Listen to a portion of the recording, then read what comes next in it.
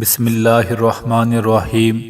میرے بھائی اور بہنوں، شعبان کا مہینہ بڑی برکتوں اور رحمتوں والا مہینہ ہے۔ اس مہینے کو پیارے نبی صلی اللہ علیہ وآلہ وسلم نے اپنا مہینہ کہا۔ اللہ اکبر۔ آپ اس مہینے کا چاند دیکھ کر ایک وظیفہ کر لیں۔ حضرت علی رضی اللہ عنہ نے یہ وظیفہ ایک شخص کو بتایا۔ آپ نے فرمایا، اے انسان، کہ جب شعبان کا چاند دیکھو تو صرف 3 بار سورۃ الفاتحہ کو پڑھ لو اور پڑھ کر اللہ کی بارگاہ میں دعا مانگ لینا، میرا رب تمہاری ہر دعا پوری فرما دے گا۔ اللہ اکبر۔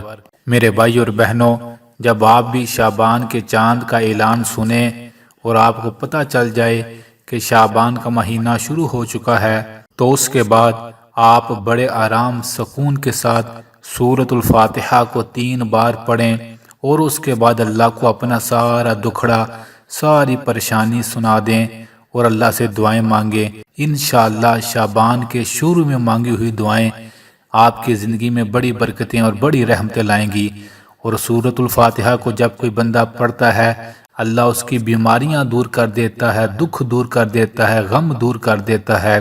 اس سورت میں بڑی برکتیں اور بڑی رحمتیں ہیں۔ آپ سورۃ الفاتحہ کو روزانہ 3 بار پڑھ کر دعا کیا کریں ہر روز۔ انشاءاللہ زندگی میں بڑا سکون اور بڑی راحتیں آئیں گی۔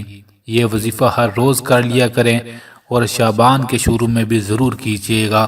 اللہ بڑی رحمتوں اور برکتوں سے آپ کو نوازے گا۔